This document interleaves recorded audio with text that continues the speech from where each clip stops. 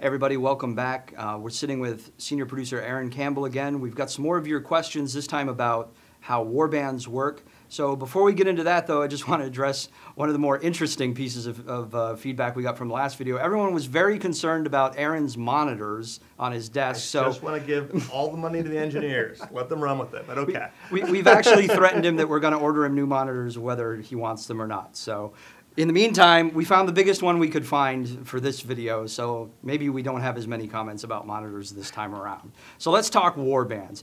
Aaron, what's a warband? On the surface, it sounds kind of simple, right? A band of mobs. Sure. I think there are a lot of pieces to it, and so we'll kind of break those out and talk about them.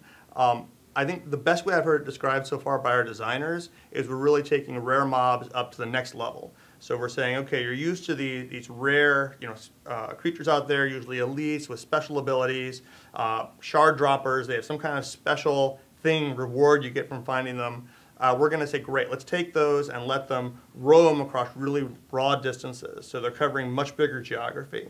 And then let's make it more of a group mechanic. So we're going to actually put them out on your map so you can see where they are and ride out to challenge them. So these things, I'm not going to come riding over a hill and just get ganked by a mob that's sitting there. I'm going to get some warning, right? I'll know they're coming. You'll get a little warning. I mean, I think you still have nightmares from Chetwood, but yes, I do. But the part of what happens as you approach one of these is you're going to get a quest remotely that basically says, hey, challenge this group, take them on and defeat them, and you're going to get a special quest reward, right? And this could be scaled. These creatures can be from solo challenges all the way up to full fellowship, or we're even discussing some raid challenges out on landscape there. Outstanding. Now, you say, I'm going to get a reward, but I know one of the things that we're doing with warbands is we're introducing a concept of open tapping. Now, currently, if somebody helps me out on landscape when I'm fighting something, I actually get a penalty. Is that still going to carry over? How's open tapping going to work? Part of the idea here is we don't want to penalize you for assisting other players, and especially in mounted combat, which is so mobile, and this kind of mechanic that we really want to be broadly accessible to people. We want people to be able to see it on the map, ride out, not worrying about other people already being in play there, and jump in. So if you see a warband that's already engaged, the open tapping just means you can take on that quest and still get credit for defeating it, and you're not going to be penalized for that. Now, certainly working in a full fellowship still works better. You're going to be stronger because you can share the buffs of your different steed types that have these sort of herd bonuses, right, of working together, and the class bonuses as well. And you don't get all those extra bonuses if you're kind of casually grouping, right, if you're fighting against the same group but aren't formally grouped. Okay, so it sounds like when I come over the hill and I see somebody in trouble and I help them out, I'm actually helping them out now. I'm not actually hurting them in any way, and I'm going to get benefits too.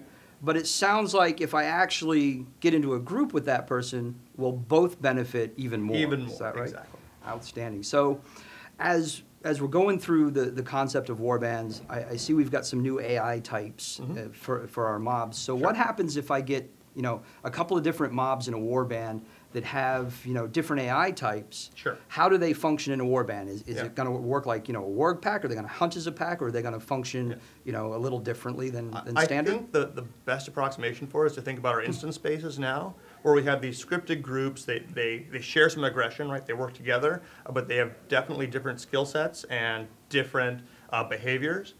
So you're going to have, perhaps a mixed pack of goblins, for example, and there'll be some jousters coming in close, and a shaman throwing heals and debuffs, and some, big bruiser in the middle who is just going to, crush people who get into close range.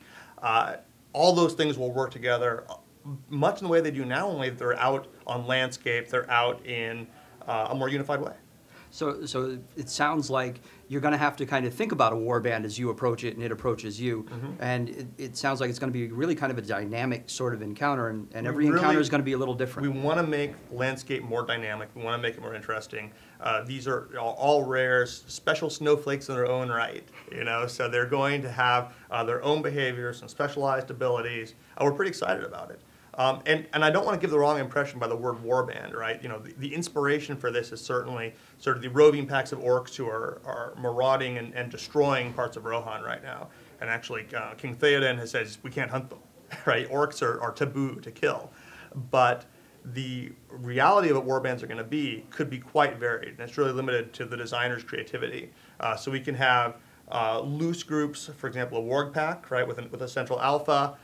We can have more formalized Uruk or Goblin packs with a hierarchy and formations. And we can have solo mobs that are just, this big nasty troll that's out there waiting to bash you in. Wow, that sounds great. It sounds like warbands are a lot more than just the name would lead one to believe. And it sounds like a really great system that I'm sure players can't wait to get a handle on.